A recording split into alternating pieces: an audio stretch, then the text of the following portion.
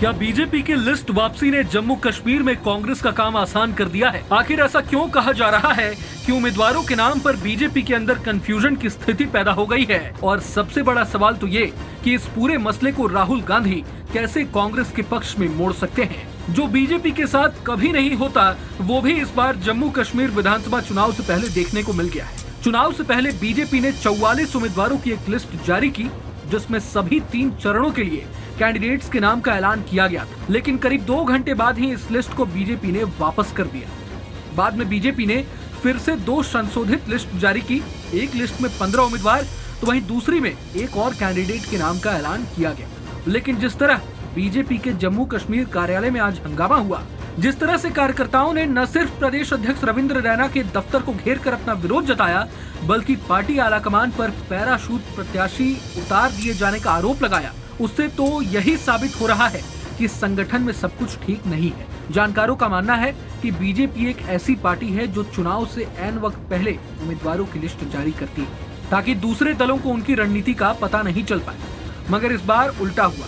BJP की केंद्रीय चुनाव समिति की बैठक के अगले ही दिन तीनों चरण के उम्मीदवारों के नाम का ऐलान हो गया, जिससे न सिर्फ बीजेपी की स्ट्रैटेजी का खुलासा हो गया, बल्कि तमाम विपक्षी दलों को बीजेपी के सरप्राइज कैंडिडेट्स के नाम का पता भी चला। ऐसे में हो सकता है कि कांग्रेस समेत तमाम विपक्षी दल बीजेपी की स्ट्रैटेजी को भांपकर अपनी कमजोरियों पर अभी से ही काम करना शुरू कर दें, जिसका उन्हें जम्मू कश्मीर विधानसभा चुनाव में काफी फायदा भी हो।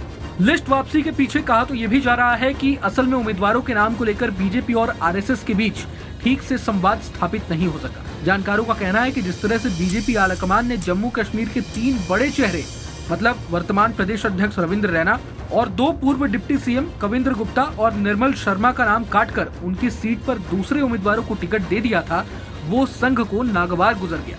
यही नहीं, पहली लिस्ट में बीजेपी ने केंद्रीय मंत्री जितेंद्र सिंह के भाई देवेंद्र राणा को भी टिकट दिया था। देवेंद्र राणा की बात करें तो हाल ही में वे नेशनल कॉन्फ्रेंस से बीजेपी में शामिल हुए हैं। कहा जा रहा है कि आरएसएस इस बात पर भी राजी नहीं हुई। संघ का मानना है कि ऐसा करने से भाई भतीजावाद को बढ़ावा मिलेगा। अब खास बात यहाँ ये भी है कि इस बार जम्मू कश्मीर चुनाव में आरएसएस की भूमिका भी पहले के मुकाबले काफी बढ़ गई है, क्योंकि जम्मू कश्मीर में काम करने का लंबा अनुभव रखने वाले आरएसएस बैकग्राउंड के नेता राम माधव की न सिर्फ फिर से सक्रिय राजनीति में, बल्कि उन्हें बीजेपी ने जम्मू कश्मीर चुनाव का प्रभारी भी बना दिया है।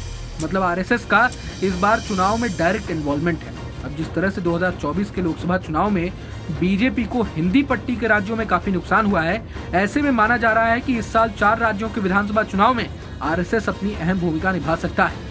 इधर बीजेपी की लिस्ट वापसी पर जब जम्मू कश्मीर के मीडिया प्रभारी सज्जाद से सवाल किया गया तो उन्होंने बताया कि 44 उम्मीदवारों की सूची टाइपिंग एरर के कारण रद्द की गई है। अब यहाँ गौर करने वाली बात यह भी है कि बीते दिन जब केंद्रीय चुनाव समिति की बैठक हुई थी तो इसमें पीएम मोदी, गृह मंत्री अमित शाह समेत जेपी नड्डा जैसे दिग्गज नेता मौजूद थे। ऐसे में सवाल ये उठता है कि क्या बीजेपी आलाकमान से सच में भूल हो गई?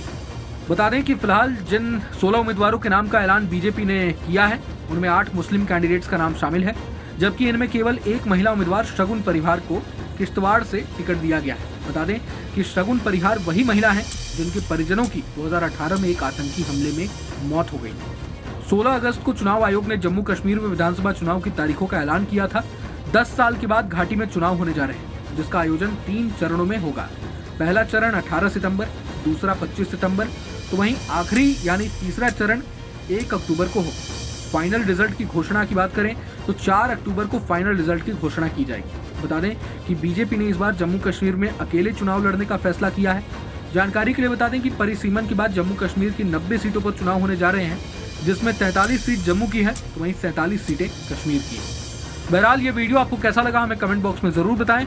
अगर आपको ये वीडियो पसंद आए तो लाइक करें और चैनल को सब्सक्राइब करें। वही तमाम बड़ी खबरों के लिए देखते रहें न्यूज नेशन।